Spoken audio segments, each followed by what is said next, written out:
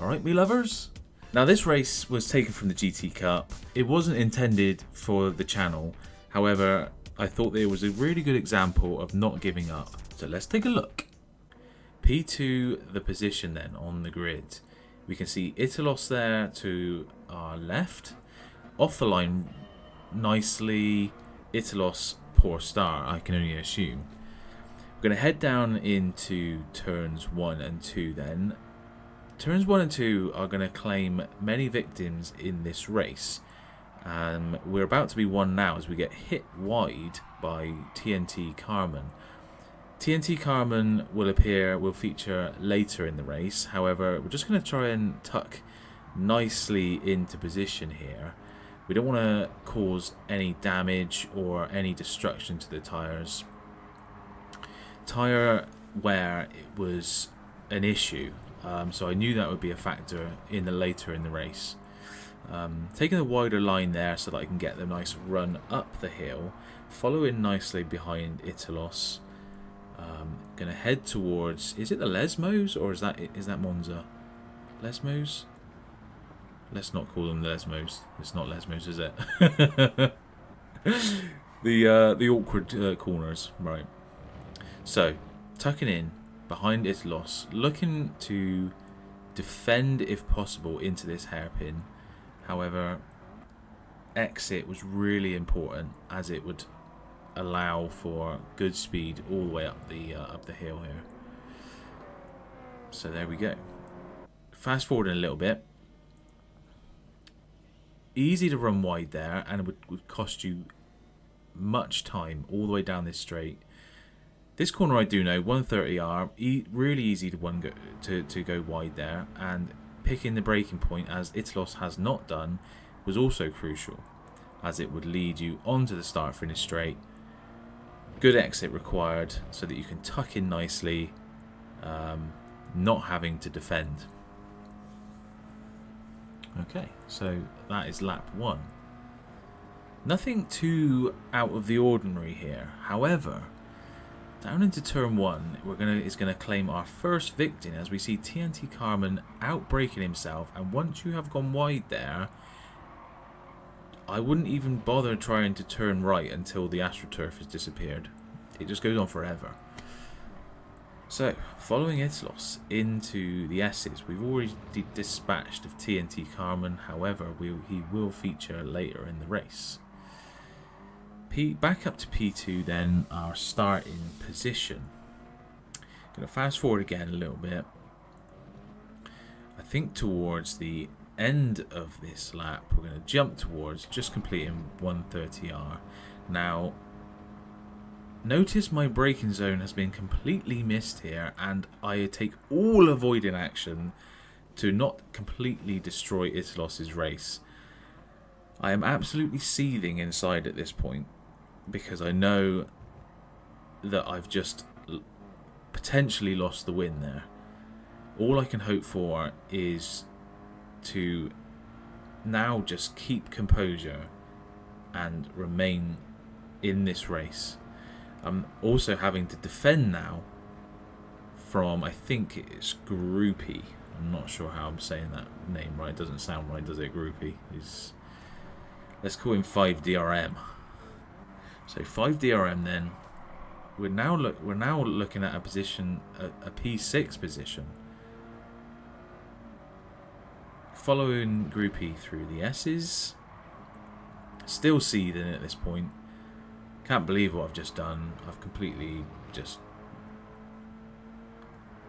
I was braking in between the marker boards, and I've just misjudged which marker boards I'm braking on. Easily done if you're not concentrating.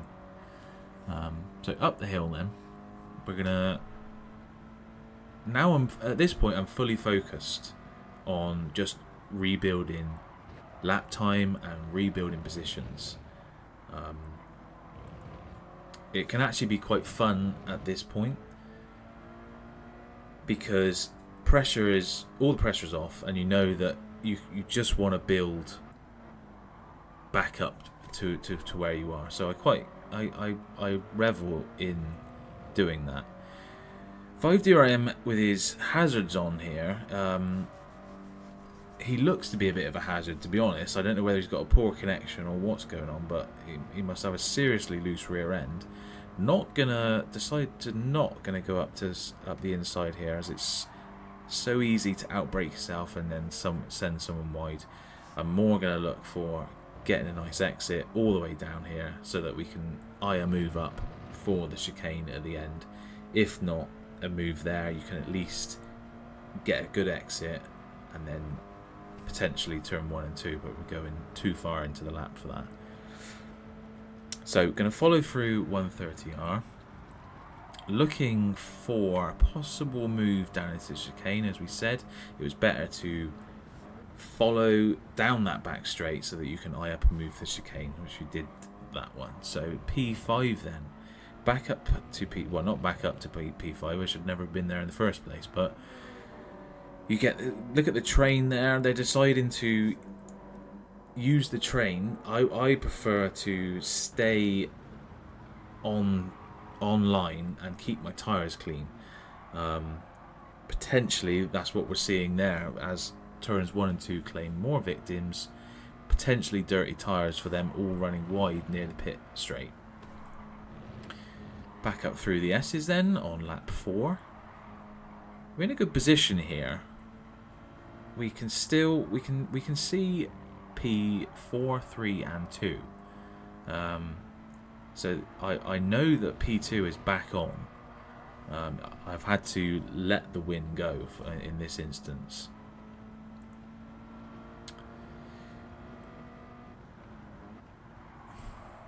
Not clipping that first apex will aid in not unsettling the car, which you can then get a better exit off of the second turn, down into the hairpin.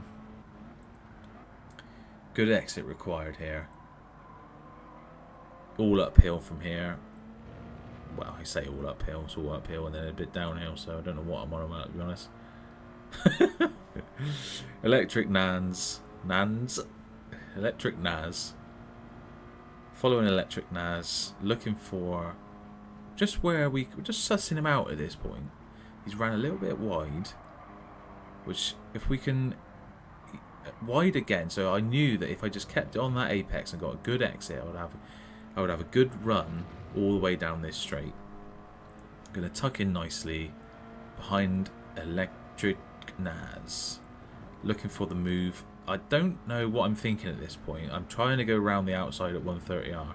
He's pushed me ever so slightly wide, which we'll take that. I should never have been there in the first place.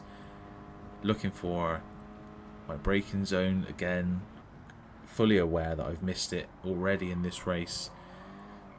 Braking zone between the 150 and 100 board there. Down the start-finish straight then to start lap number 5, of which there are 8.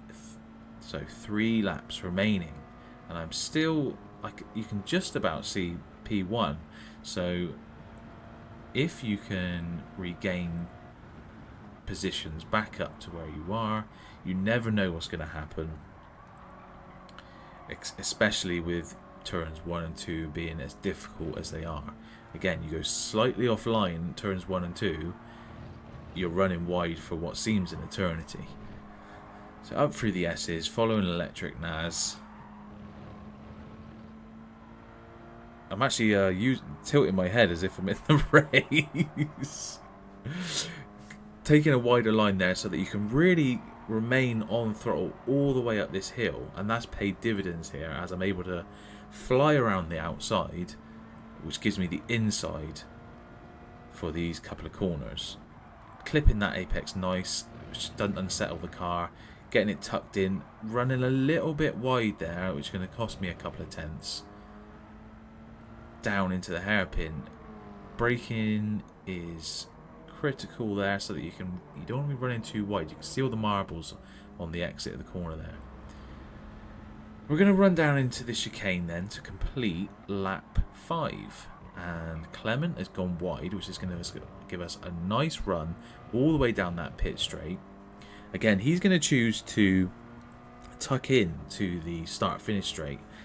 And I'm reluctant to do that simply because I don't want to dirty the tyres any more than I have to. So with that in mind, he potentially has got dirty tyres at this point. If I can just brake nicely, which I have, you can chuck it up the inside and just ever so slightly bully him out the way a little bit. He's still on my inside. I know you can't see the radar, but he's still on my inside there. If we can hang it out around the outside, which we've done, you've got the inside for the next corner. Beauty of the S's. So there we go. That is back up to P3. One more position to go then, so that we can get back up to our original P2 position. It's been a very hard fought P2 position, one that should never have happened. Going off the back of that, I would love to know what's the most amount of places that you've lost and gained again in the race. So if you started P10 and you lost, say, 5 positions, how many positions did you regain? Comment down below, please.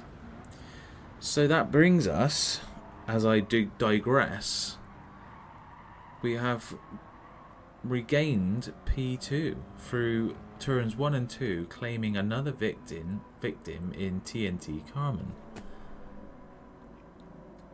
Now, although you've always got to make the move stick, I would have really liked to have put a move on TNT Carmen then instead of him running wide like he did. However, that is us back up to P2 with 2 laps to go, and now at this point your mindset shifts again from a point of constantly going forward, and now with nobody in front of me, you start looking behind. And I was also thinking at this point, I'd really love to feature this on the channel, and for me to do that I had to keep that P2 position, because it would not have been, well, it would have been funny if I'd lost it again, but wouldn't have made me very happy. So that's P2 then. May I remind you, that was the GT Cup. Not sure if it's going to feature on the channel, but with races like that, it very well may do. So again, yeah, thank you ever so much for watching that one. Please consider subscribing if you're not already, and leave a like if you indeed did like the video. This has been Mad Lou Dog, signing out. May the force feedback be with you.